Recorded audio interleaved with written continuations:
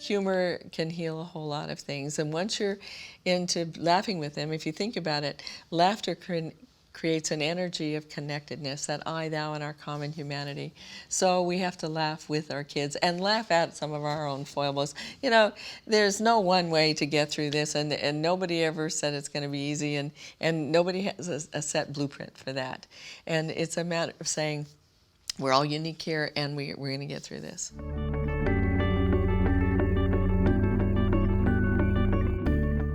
Kids mess up. Most importantly, they need to know that we have a deep, deep caring for them.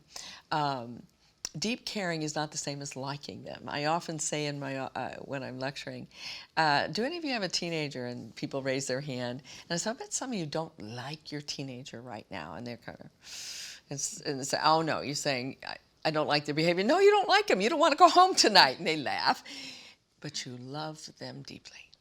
And if they would get in trouble, if they would make some really awful choices, they need to know you're going to be there for them, that you will get down there and put your arm around them and say, we love you, you're in trouble, we know you can handle it.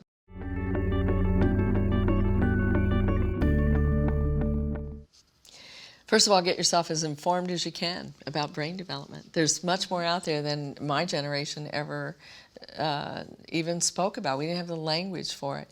Get tuned in to the fact that our young boys and our young girls' brains are still developing, and some of their decisions. That's why we have to look in the courts, with the courts recognizing that juveniles don't have that same regulatory controls that you have when you're 25 and 30 years old.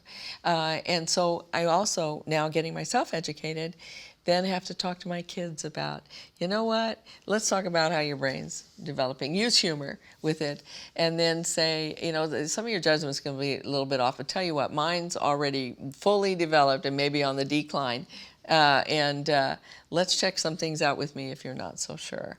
Let them know that you can be that sounding board. Let them know that you can, that you are open and not judgmental, and that they can check back in with you, and you can offer that, and, you know, say, you know what, sometimes my advice may be a little crotchety, but other times it may be spot on, so ask me, and then you can take it from there.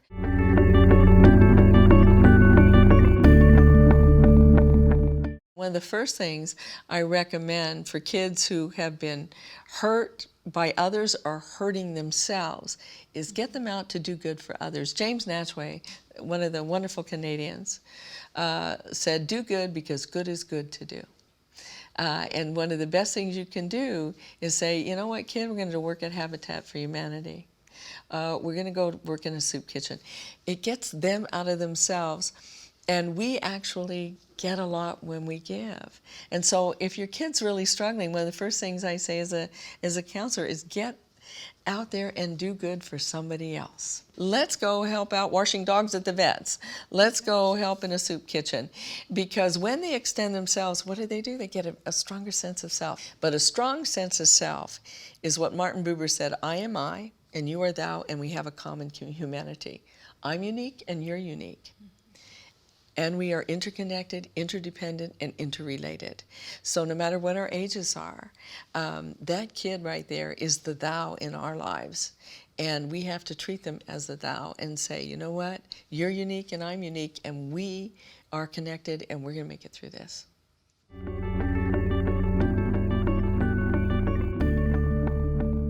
Well, 3 kinds of families handle that very differently. The brick wall says the kid has a problem.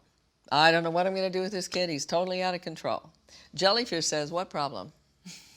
There's no problem here. You know, I dabbled a bit myself when I was young, and it didn't hurt me, and, you know, a little bit's not going to be, and, hey, got drunk once. That's jellyfish. Backbone says, we have a problem. It's a we. We're a family. We're connected. We have a problem, and we need to get help. And a cry for help is a good thing. I want families to know it's a healthy thing to get help if you need it. Don't wait till it reaches crisis. If you're at crisis, definitely get it, but don't wait. There's a time you might check in and get a tune-up, you know, and say, you know, we struggled a bit, we got through that, but I think it's time, kid, to go back. If your kid's reluctant to go to a counselor with you, say, I need it. I'm at a loss at what to do right now. I've never done this before. This is new to me. And would you be willing to go to the counselor and tell them how I'm messing up? Because you have eyes that I don't have. And the counselors who are good will get the kid in there, and you may learn a few things that you need to do. Maybe it's backing off a little bit. Maybe it's not being so rigid. Or maybe it's being tuned in more to them.